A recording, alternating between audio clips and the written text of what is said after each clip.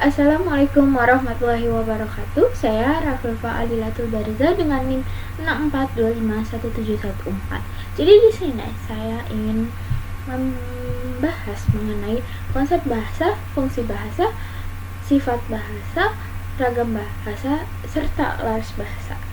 Yang pertama itu dimulai dari konsep bahasa. Apa sih itu bahasa? Nah, bahasa adalah sistem lambang bunyi yang bersifat arbitrer, digunakan oleh masyarakat untuk bekerja sama, berinteraksi, dan mengidentifikasi diri mereka. Yang kedua ini ada sifat bahasa. Bahasa sendiri itu memiliki sifat-sifat mendasar yang membedakan dari sistem komunikasi lain. Yang pertama, arbiter. Arbiter ini tuh nggak ada hubungan wajib antara bunyi atau lambang dengan makna yang diwakilkannya.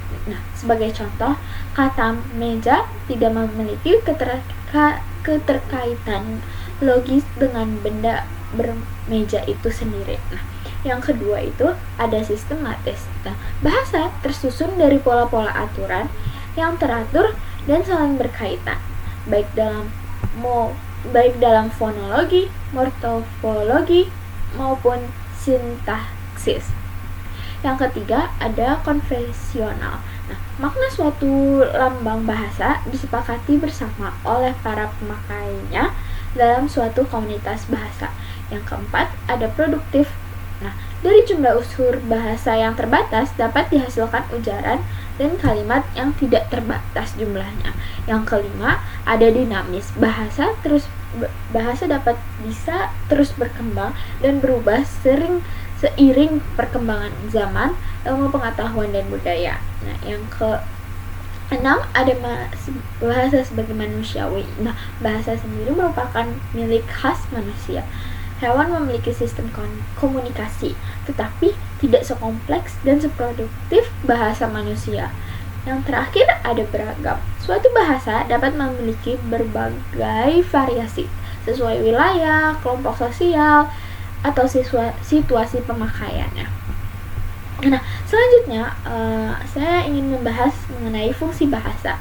Secara umum, bahasa berfungsi sebagai alat komunikasi. Tetapi secara lebih rinci, fungsi bahasa sendiri itu bisa memiliki berbagai fungsi. Yang pertama sebagai fungsi informatif, yaitu bahasa menyampaikan informasi, pengetahuan, dan fakta kepada orang lain. Seperti contohnya itu berita, laporan, buku, dan lain sebagainya. Nah, yang kedua, fungsi bahasa itu bisa sebagai ekspresif, yaitu mengungkapkan perasaan, emosi, dan sikap penuturnya. Nah, sebagai contoh itu ada puisi, curahan hati, ekspresi kegembiraan. Selanjutnya, fungsi bahasa sendiri itu juga ada direktif, yaitu bahasa mempengaruhi atau mengarahkan perilaku orang lain.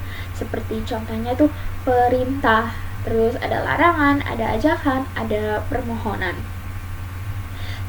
Nah, selain itu ada fungsi fatik atau fungsi sosial, yaitu bahasa membangun dan menjaga hubungan sosial antar manusia. Contohnya ketika kalian atau saya menyapa seseorang atau bertemu dengan seseorang, kita mengucapkan apa kabar sebagai bahasa basi atau ucapan salam, assalamualaikum, dan lain sebagainya.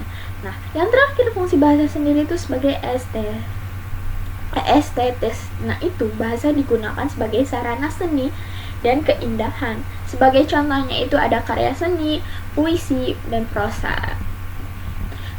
Habis itu ada fungsi bahasa sebagai fungsi pemersatu, yaitu menyatukan berbagai kelompok masyarakat yang berbeda latar belakang. Dalam konteks Indonesia, bahasa Indonesia berfungsi sebagai pemersatu bangsa. Nah, selanjutnya ada fungsi bahasa sebagai fungsi identitas, yaitu menandai identitas kelompok sosial, budaya, atau bangsa. Contohnya itu bahasa daerah sebagai identitas sukunya. Nah, selanjutnya saya akan membahas mengenai ragam bahasa. Ragam bahasa sendiri itu merupakan variasi bahasa yang timbul akibat perbedaan pemakai, situasi, media, dan tujuan penggunaan bahasanya. Yang pertama itu ragam berdasarkan media penyampaiannya. Ragam cirinya itu yang pertama ada lisan, disampaikan melalui ujaran, disertai intonasi, jeda, dan ekspresi. Nah, yang kedua itu ada tulis, yaitu disampaikan melalui tulisan, penggunaan ejaan, dan tanda baca. Nah, itu berdasarkan media penyampaiannya ya. Yang kedua ini ada berdasarkan situasi pemakaiannya. Itu ada tiga. Yang pertama formal atau resmi, yaitu biasanya tuh kosakatanya baku, strukturnya lengkap sesuai KBBI. Contohnya itu kayak pidato, sidang, dan surat dinas. Nah, yang kedua itu ada semi formal, yaitu campuran formal dan non formal, yaitu kayak diskusi kelas, rapat informal. Nah, yang ketiga non formal nih atau santai, biasanya tuh kita ngobrol dengan sama teman kita kayak gak baku, terus gak pakai struktur, ya obrolan sehari-hari gitu sama teman kita lah gitu. Nah, selanjutnya itu berdasarkan penutur ya. Yang pertama itu ada idiolek. Nah, itu variasi bahasa yang khas dimiliki oleh seorang individu. Yang kedua ada dialek. Nah, dialek ini tuh variasi bahasa berdasarkan wilayah geografisnya. Misalkan ada dialek Jawa Banyumas, ada dialek Melayu Riau, seperti itu. Nah, yang selanjutnya yang ketiga itu ada sosiolek. Nah, variasi bahasa berdasarkan kelompok sosial seperti usia, profesi, dan status sosial. Contohnya bahasa gaul nih anak Gen Z, terus berbeda kan sama bahasa gaulnya orang generasi sebelum Gen Z. Nah, terus ada juga bahasa profesi dokter yang gak semua orang bisa paham. Nah, yang selanjutnya yang keempat itu ada chronolek, yaitu variasi bahasa berdasarkan kurun waktu atau zaman. Misalkan bahasa Melayu klasik dan bahasa Indonesia modern. Nah, gitu. Itu merupakan tuh beragam bahasa ya, dibagi 3 ya teman-teman. Nah, selanjutnya itu saya akan membahas laras bahasa. Nah, laras bahasa ini adalah ragam bahasa yang digunakan sesuai dengan bidang pemakaian atau konteks situasi tertentu. Laras bahasa mencerminkan kecocokan antara bahasa dan fungsi sosialnya.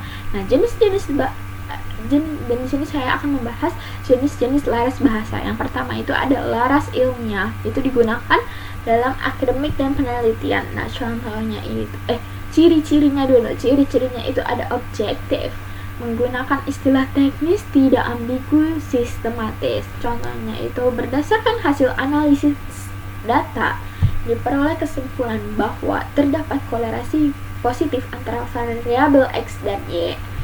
Itu contoh dari laras ilmiah ya teman-teman. Nah, terus ada laras hukum, yaitu digunakan untuk dalam peraturan perundang-undangan dan dokumen hukum. Cirinya itu formal, tegas, dan menggunakan kalimat pasif bermakna tunggal. Contohnya, setiap orang berhak atas pengakuan, jaminan, perlindungan, dan kepastian hukum yang adil. Selanjutnya itu ada laras jurnalistik, yaitu biasanya digunakan untuk dalam media massa. Ciri-cirinya tuh ada ringkas, jelas, aktual, menggunakan kalimat efektif. Contohnya itu pemerintah resmi menetapkan kebijakan baru terkait pendidikan mulai tahun ajaran mendatang. Seperti itu. Selanjutnya itu ada laras sastra. Nah, ini digunakan dalam karya sastra. Cirinya ekspresif, imajinatif, menggunakan majas dan bahasa figuratif. Contohnya, malam merunduk pelan, membawa serta segala kenangan yang tak sempat terucap. Seperti itu laras sastra. Yang kelima itu ada laras agama, digunakan dalam konteks keagamaan. Cirinya itu khidmat, menggunakan kosakata keagamaan. Contohnya, marilah kita senantiasa bersyukur atas segala nikmat yang telah Allah Subhanahu wa Ta'ala limpahkan. Seperti itu. Yang keenam itu ada laras bisnis, digunakan dalam dunia usaha dan perdagangan. Cirinya lugas, berorientasi pada tujuan, menggunakan istilah ekonomi. Contohnya, proyeksi pertumbuhan laba bersih perusahaan pada kuartal ketiga mencapai 15%. Seperti itu. Selanjutnya itu ada laras medis, yaitu digunakan dalam dunia kesehatan dan kedokteran. Cirinya menggunakan terminologi medis yang presisi. Nah, contohnya itu pasien didiagnosis mengalami hipertensi stadium 2 dengan tekanan darah 160/100 mg. Maafkan kalau saya salah ya. Nah, yang terakhir itu ada laras pendidikan, digunakan dalam proses belajar mengajar. Cirinya itu komunikatif, informatif, dan mudah dipahami. Contohnya itu tujuan pembelajaran hari ini adalah siswa mampu memahami konsep dasar fotosintesis. Nah, begitulah penjelasan yang bisa saya sampaikan mengenai konsep, sifat, fungsi, jenis, ragam, laras, dan lain-lain. Sekian dari saya, selebihnya mohon maaf. Wassalamualaikum warahmatullahi wabarakatuh.